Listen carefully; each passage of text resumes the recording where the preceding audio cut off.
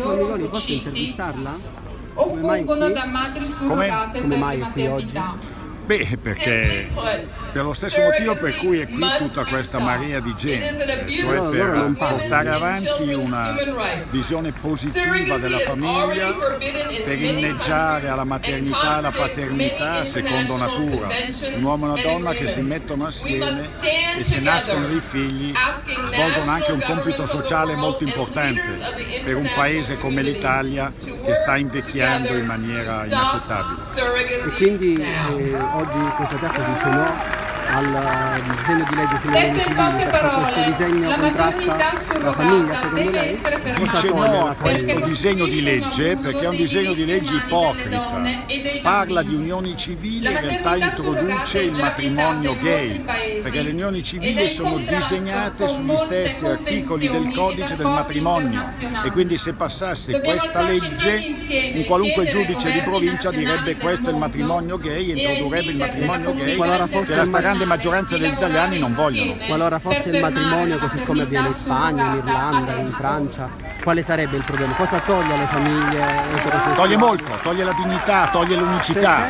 La famiglia è la famiglia, la famiglia è un uomo e una donna che si uniscono in chiesa, in municipio, davanti soltanto a loro stessi, ma è un uomo e una donna che si mettono insieme per generare dei figli che hanno diritto a un papà e una mamma. Se cominciamo a confondere le acque e tutto diventa famiglia, la loro unicità Ma lei ha viene... notizia che queste leggi abbiano provocato problemi in questi paesi, Spagna, in Francia? Stanno rovinando La Francia ha l'umanità una e il natalità più alta dell'Italia da molti anni. Non c'entra niente, voglio dire, questo perché ci sono delle leggi pro famiglia in Francia importanti, ma il concetto dell'unicità della famiglia viene debilitato e produrrà dei risultati sempre più negativi. D'altra parte l'Italia è diversa dalla Francia, in Italia l'80% del popolo non vuole matrimoni gay e non vuole adozioni.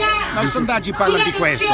Diverso è il caso dei diritti dei conviventi. Su questo anche noi come Nuovo Centrodestra abbiamo presentato una proposta di legge per dare diritti ai conviventi omosessuali, il diritto all'assistenza reciproca in caso di malattia o di ricovero in ospedale o di morte, il diritto a subentrare nell'affitto della casa, il diritto ad avere via giudiziaria. Questi sono diritti che è giusto dare, rafforzare a loro. E la reversibilità, per esempio? Reversibilità dal punto di vista del principio se ne può parlare, bisogna capire bene quanto costa, perché non vorrei che aumentassimo le tasse agli italiani per dare la pensione agli omosessuali. Le proiezioni parlano di cifre molto basse, fino al 2020 si parla di 15 milioni fatti per il DDL. Sono una barzelletta, il Ministero dell'Economia e delle Finanze deve a termini di leggi presentare delle previsioni di spese e non l'ha ancora fatto perché si sa, informalmente circola la notizia che le spese sarebbero molto più alte. Calcoliamolo, voglio dire, si deve sapere che non sono a costo zero. Ma questi omosessuali pagano le loro tasse, se si sposassero con donne, se si sposassero avrebbero diritto alla pensione di università, quindi perché in questo caso i soldi ci sarebbero invece se decidono... Le tasse le paghiamo per avere i servizi che tutti abbiamo, belli o brutti che siano, dalla sanità ai trasporti eccetera eccetera. Dopodiché la famiglia ha un compito particolare che è quello di mettere al mondo dei figli. È giusto che ci sia un regime favorevole alla famiglia, a chi mette al mondo dei figli. Le donne sterili, gli uomini sterili non possono sposarsi? No, non sto dicendo questo e mi sembra di aver spiegato bene il mio pensiero.